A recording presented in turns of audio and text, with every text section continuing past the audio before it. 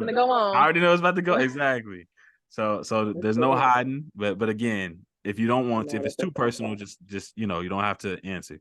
But my first question to all of y'all, from May to Terry, again, Marquita, you two, you just in the middle. But to all y'all, I want to know: have any of you ever thought about self harm, or even No, or even attempted? no. Okay, and why not? So then why not? Why?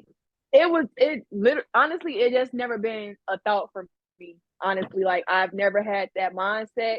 Not saying no, I don't have those besides no. Like I've never thought about that. And then once I had kids, that definitely wasn't never a mindset thing for me. It's like I'm more so worried about leaving them now before Wow. they get of age to know certain things more so than okay, I can't figure this out or whatever the case is, and wanting to inflict harm Yeah. on self or them at all. Because what did y'all do?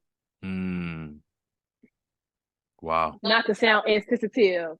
Yeah. Look, please don't fight. I don't want to tussle, but like I've never had that kind of thought to like to feel like that or to think that I would have to like say all, be all, or lose all for myself. I haven't had that before. So I have people that's around me that felt like that before, and that kind of helped them with me being around. Because first of all, you text me at 2 in the morning, I love you. I'm gonna pull up. Because first of all, what's going on? You gonna call me or something? Because first of all, I'm gonna be there at 2.2. Come outside. What we doing? What's going on? You want Yeah. some food? Yeah. You need to roll up one. We need to get a bottle or something. Like what you want to do for yourself? Because we're not gonna do this. Yeah. Not right now. Yeah. And you calling me or texting me, I love you at 2 in the morning. All right, come on. Yep. Take a ride on Lakeshore Drive or something. We finna get something together because what we not gonna do right now.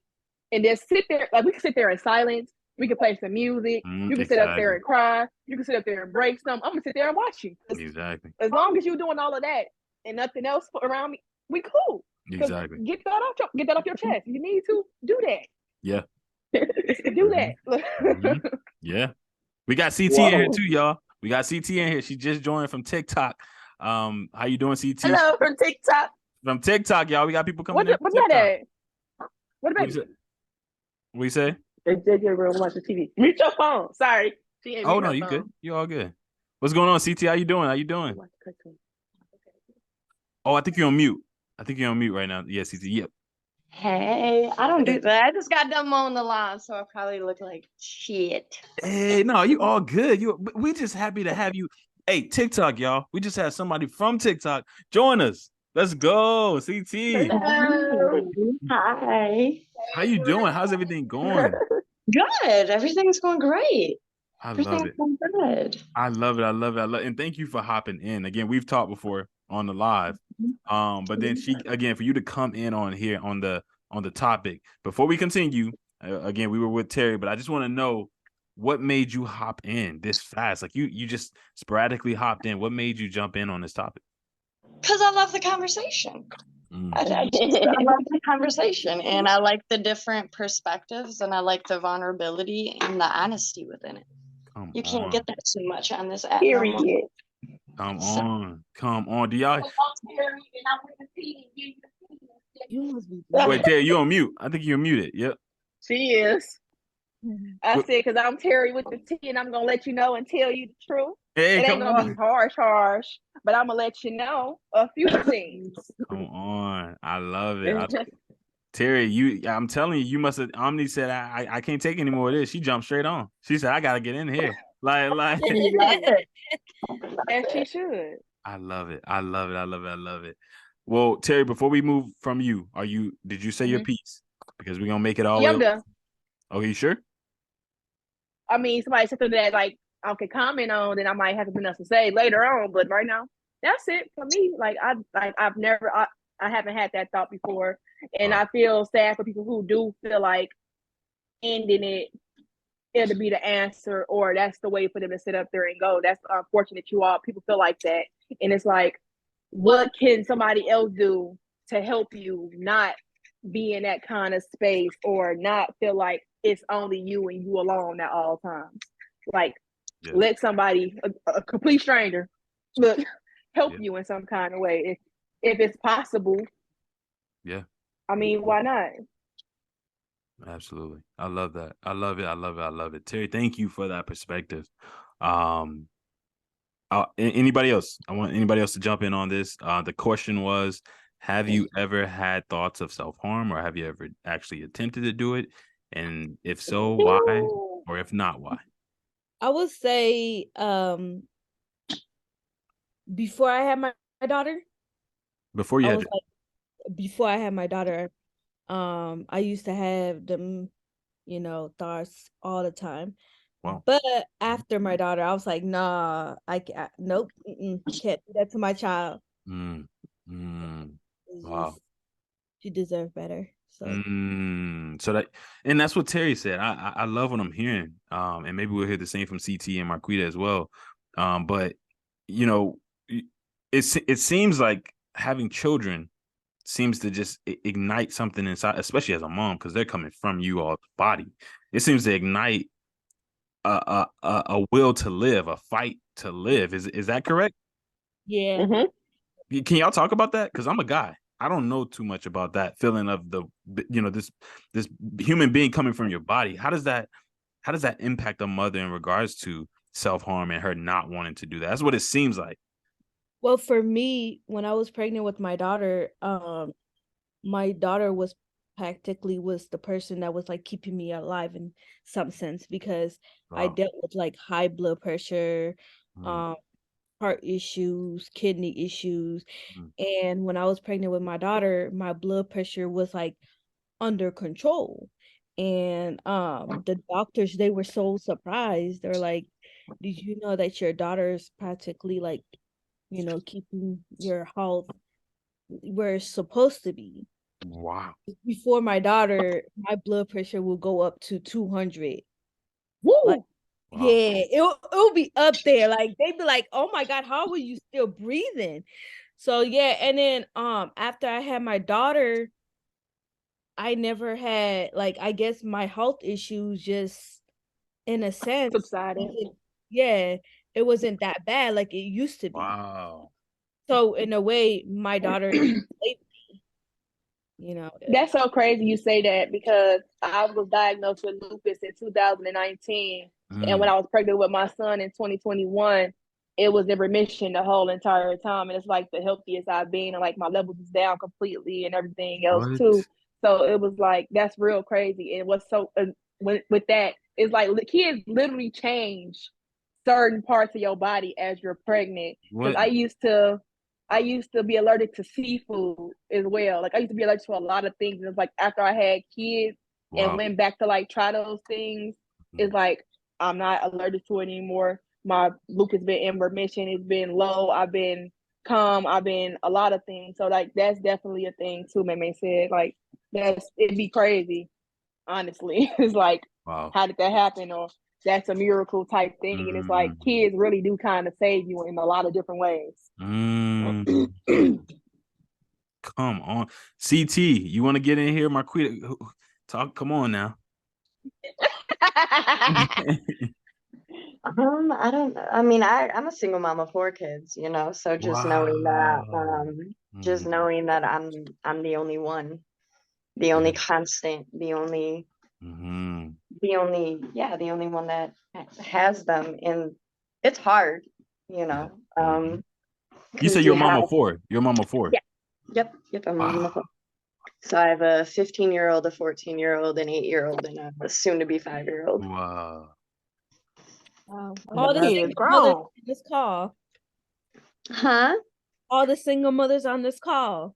Right. All single, right? Yeah, we don't know if CT may not be single. She's single. Okay, she's single. Okay. Yeah, she just said that. Okay, I'm sorry. I didn't catch it. I'm sorry. Okay. That's okay. But that's beautiful. That's beautiful. So you experienced that same thing, the healing that came with having children, that healing benefit. Yeah. And then I realized too, how me not fixing my mental health and how that affected my kids. And I think I realized it, unfortunately, like a little later unfortunately for my 15 and my 14-year-old, but for some reason something clicked within my brain when I had my younger two, that it was like, okay, I need to take my life back, and I need to get myself right, because my kids aren't right. My older two weren't. So if you don't, I know it sounds like a sensitive topic, and I'm sure it is, but this is with Let's Just Talk Trey. I'm gonna ask. I'm sorry. I gotta ask. So I want to know from all of y'all, but CT, I want to stick with you right quick, and that is, since you mentioned it, how has your mental health in the, I guess, in the negative aspect, or when it was in its negative aspect, how did that affect your children? Like, what did you see? How did that affect them? They were how were they? Very very needy, you know what I mean? My oldest son ended up with my anxiety, and me him worrying about things that he didn't need to worry about at the age of 6, 7, 8, where I used to write all of my bills on the calendar, and then my son like kind of caught on to that.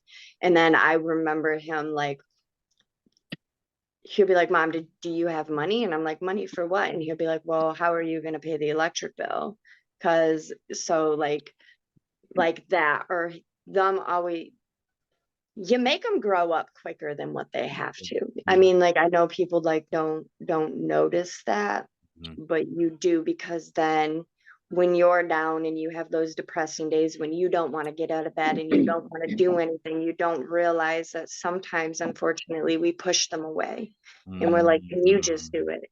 Can you just, so you make them hyper independent without realizing that you're making them hyper independent. And that makes a lot of sense. Honestly, that makes a whole lot of sense. Come on, Terry. Come on. What you got to say? Yeah. I'm gonna drag y'all in. Come on. Look, you know, it's like I'm still taking in what she said. So Me too. I'm gonna have a rebuttal or something to say in a little while. Yeah. But like, even within that, I can go back to, again, like you said, the last call. Go back to the parents, your parents of you. That's definitely a thing, to where I'm the second oldest. I'm not the oldest, but like my sister basically raised me, and then when my two younger siblings came, that's like now it's me and my big sister taking care of the youngest two, and then years later, then we had another little sibling come in, and it's like, okay, these not our kids. I don't want to babysit every weekend. I want to be able to go outside too. I was 16 with a 7 o'clock curfew. Wow. Like, and it's funny that you say that, right? Because my family gets mad at me, especially because, of course, I have an 8 and a 4-year-old right now. But they get upset with me because, like, when I have to get second jobs, or if I want to go do something, and if I'm like, hey, can you guys watch like the younger two? And they're always like, well, why don't you ask the older two? And it's like, because they're not mom and dad, because they didn't have them. I did. And they're like, well, they can help out. And I was like, well, they do. You know, if I want to do a quick run to the grocery store and I'm only going to be gone for an hour, of course, like that, they'll handle it. They'll hold them down, you know. But it's like, for me to go out and have to be gone for an 8-hour shift, or for me to go be out and I'm going to go out for a dinner and I'm going to be gone for 6 hours, like that's not fair. It's not. If you don't want to do it, it's okay. But I'm not going to force that on my older two, because they deserve to figure out who they are, and I don't want them to feel like they're parents, because that can cause resentment between you and your kids as well too. Because I spent some time with my mom for a lot of stuff that happened when we were younger, and stuff that happened, and like words that was said and stuff too. And it's like, but you technically, like, you were around, you housed us, but like, you didn't really raise us. Wow. We raised each other. Yep. That's what I And was that's what I want for my kids about either. earlier. Yeah, you were. So you wasn't at the beginning of the how I became a parent at 13 and they wasn't even my kids. Yeah, you were saying that. Yeah. It's traumatizing, to be honest, if you like it is sit down and talk about it. That is so interesting. Wow. Yeah, like my kids, their dad is a full-blown addict. And for we were together for 10 years, and the last 5.5 years, I thought I was God and I could change him, and we were going to give him the family, and we were going to do it. And we talked about not realizing that I was doing what I thought was right, that I was working 2 jobs, and one to pay the bills, one to pay off the dealers and all of that. And my oldest son, he resents me because we had his middle brother and his youngest sister at the time. And I didn't realize that when I was gone, that his addiction was as bad as it was. And he would just leave them. So here's my 8-year-old boy who I didn't realize was taking care of his brother and his sister when I was at work, and so then when I finally did break free of that relationship, he was so angry, and he finally looked at me, and we were at my mom and my dad's when he exploded, and it was okay, but they were angry because he looked at me and he's like, you want to know what? I don't even blame him no more. He goes, I blame you. He goes, you were my protector and you didn't protect me. And my dad looked at me and my dad was like, do you want me to get him? Because my dad was like, he's being disrespectful. And I was like, no. Honestly, with that, parents always feel like your kids speaking their mind is disrespectful towards them because they don't want to hear what they did wrong or how they went wrong with certain things.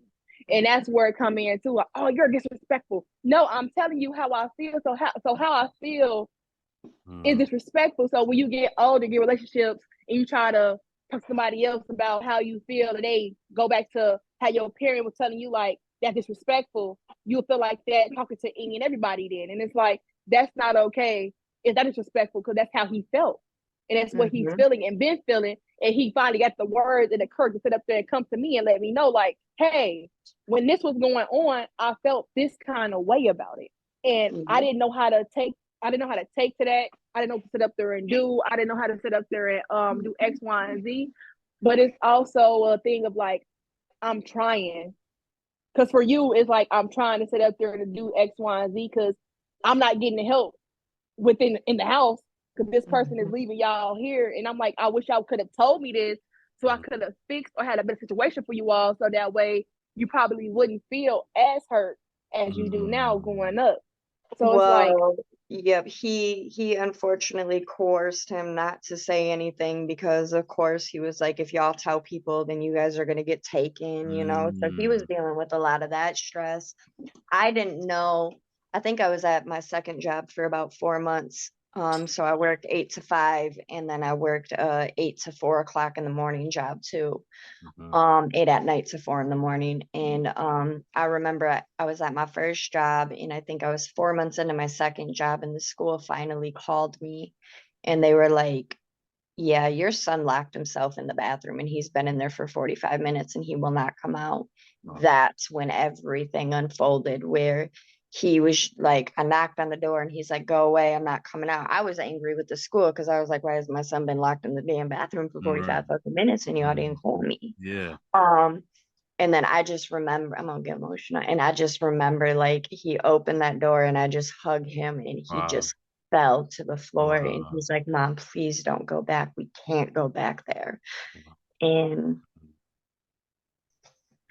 5 years later, here we all are. I was pregnant and my ex is on whatever he's on, and I haven't seen him since, but it's still hard, especially his mental health, it's so trying to help him and him now learning how to trust me. Exactly. And trusting just adults in general, because I distorted that, you know what I mean? And I have to take ownership for that. Wow. I distorted him. so trying to refix all of it. Yeah. But I love it. I love the fact that what I admire about you is that you aren't running away from the responsibility. No. You aren't running away from the responsibility. I love that. Like, you're like, hey, this is all on me. I did this. I understand what he's feeling. I understand what he's going through. I love that. I love the fact that you're taking responsibility, and you're also letting him know that you are. And I'm sure that's liberating to him. I'm sure that's liberating. It's probably like, man, that's what I probably always wanted to hear, or at least in some. Yeah, no, trust me, I know. Trust me, I know. Me and my mom, trust me, my mom, we've been through a bunch of stuff too. But when she would own up to stuff, or when she would say this or say that, or be like, it would just make you so much more proud of her. You become proud of your mom. I'm sure he's proud of you. Like, don't think of it as a matter of him being ashamed. He's probably now looking like, yeah, she may have done this or that, but she owns it. She owns it, and that's beautiful. CT, that's beautiful. Right. And that's good if you give him the space to allow him to be able to voice how he feels as well, because most kids don't ever have that opportunity to do so. Because like you said, your dad was like, you get disrespectful. It's not disrespectful. It's, again, his feelings. You get to validate those. You can't invalidate his feelings, because then he ain't gonna want to come to you or talk to you about nothing ever again. He gonna sit up there, hold it to his chest real hard, and once he get like 30, that's when it's gonna really come out. And it's like, yeah, you did this, you did this, and it's gonna be an ongoing thing of resentment, and then trying to figure out how to fix it. So it's good that it got fixed early instead of later on. Right? Yeah. Yeah, that's awesome. That's awesome. It looked like we just saw him in the background. That is my 14-year-old. Oh, okay. All right, cool. That's the big little brother. I love it. That's the big little brother. That's the big little brother. I love it. Man, this is so dope. Meme, did you want to comment on anything? I'm sorry, I don't mean to leave you out or anything, but I want to make sure no hiding, Meme, no hiding.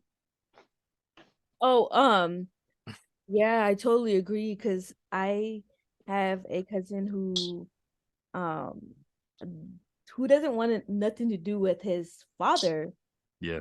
Even though his father apologized for all the trauma and damage that he caused. And it's just like, bro, it's already too late, Yeah, you apologize, but that apology doesn't mean nothing. So yeah, like, you gotta do it before it's too late. Because I'm telling you, it's gonna be too late. Because what's even funnier that we sit cover this topic right now too, because I have a sister on my dad's side, and we met her when I was about 10. She's 2 years younger than me, and now she gets this whole rant on Facebook all the time, like, my dad don't be there for me and blah blah blah, but don't want to actually accept the fact that it was her mom who kept them from him or from around him. And it's also, you were of age to be able to call too. When he did reach out and was reaching out to try to come get you, it was a bunch of mess, or you never around, or something else. And it's like she resent him still for, and it's like, you can't keep putting him at fault for something that your mom has to do with too, because it was a whole, oh, you get another kid or you got other family type thing, so you can see my daughter type stuff. So it's like, you can't keep making it seem like it's this one person's fault. Like, at one point, you got to put this on your mother too, because she knew what she was doing. She knew how it was going, and she knew how it affect you as well. Could he have done more? Yes. You couldn't have waited till you were like 8, but yeah, like, he found you at 8, but he was trying to be around you then, and then it's like, okay, you was around and then you disappear again, and then she disappeared again, and it's like, okay, we found you again on Facebook as we're growing and we're 18, 19 years old, and it's like the resentment coming from the wrong place into the wrong person, really. And it's like, you can reach out, he can reach out too, and he tries to reach out, but all you give him is attitude. Why would I want to keep reaching out to you, and all you giving me is back talk or stuff? You could talk to me any kind of way because I wasn't there, and not blame your mom because she had a part to do with it as well. it ain't just my fault. It's both of our fault. It's like you can't just put it off on me because she was there with you the whole entire time. It's okay, she was there the whole entire time, but did she sit there and tell you that I was sending you stuff? Did she sit there and tell you I was sending her money? Did she tell you I was doing X, Y, and Z? She was like, no, I never received no money. I never sit up there and blah, blah, X, Y, and Z and all that. But she got it. Yeah. But I feel like that's when you say that, I also feel like there's a way that he could have just, make sure that he was a part of his daughter's life. Like if he really, really wanted to do. Because I know some people who, like, for example, my baby daddy, his other daughter, when we was together, the mother refused to let him see. And I'm just like, dude, go through the courts. Like, you can literally go to them and be like, hey, I want to be a part of my child's life and all that shit. Like, you know what I mean? So I guess if he really, really wanted to be a part of his daughter, he could have fought harder. There's a way for everything, I guess, but I can see that. Yeah. I don't know if that makes sense. No, it's a great perspective. Great perspective. I mean, at the end of the day, it sounds like a lot of it is about accountability. Yeah. Like just being accountable for what it is that you haven't or have done. And then from there, taking that accountability and then doing something with it. Again, going back to CT, she kept talking about how she was accountable. You kept stating it, CT. I'm accountable. I love that. I love that. And Marquita, I know you had left out a little bit, but again, I want you to jump in on this as well. Because everyone else spoke before I move on. Because May and Terry so far answered have you ever, had thoughts of self-harm or actually tried to? And I want to hear from CT and Marquita in regards to that as well. But Marquita, did you have anything to state in regards to how your mental health maybe in some way has affected your children or your child? I'm sorry.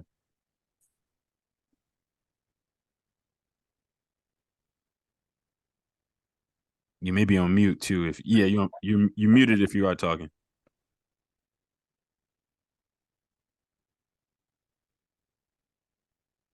Marquita ran away. Now her phone was going in and out. Oh, she did say okay. Girl. Let me wear your other headphone. I think it's dead. We want to hear from you, lady. We want to hear from you. Hello? Yep, we can hear you loud and clear. Oh. Okay, my phone is acting really stupid. Yeah, it's fine. No problem. Why you had to come back to me? What was the question? So pretty much like when it comes to your mental health in general, how would you say that has impacted or affected your child? Have you seen an impact at all? No. I'm one of them people, I have always held my emotions and problems in the inside, but I'm still can go about my day or still like laugh and joke and, act normal. So my son have never. Wow. Let me ask you though, is that do y'all feel like that's healthy? Like do you feel like that's healthy for your child? Like, or should he in some sense be able to feel those emotions, or is there a certain age range where maybe they should probably? Yeah, I say no too. Well, for some reason we can't hear Terry. Oh, okay. You can't hear me? We can hear you now. I think I can hear you now. Yep. Okay. I'm like, so I feel like no, you shouldn't have them around that kind of emotion to where they see you breaking down or feeling your energy, because kids feel your energy regardless. So kids be knowing when you're going through stuff, and they get more clingy up under you. So to like really assert them into that position of like showing so much emotion that could probably damage them in a way. And I feel like no, so I could go in my room and cry and then come back out and still act normal, make sure that they are okay, because if they don't see me okay, or if I'm not okay, how they gonna be okay? Okay. So I feel like no, let's not put them in the middle of that. Let's not have them feel a kind of way. Let's not have them feeling like they can save me or help me when they're kids. So, or like my son, he is like, he don't like to see like other kids get in trouble, or he don't like to see other kids cry. So like, you cry in front of him, he's literally going to cry. So it's like, you're just gonna have your child crying over something he don't even know, or know what they're crying about. They just see mommy crying,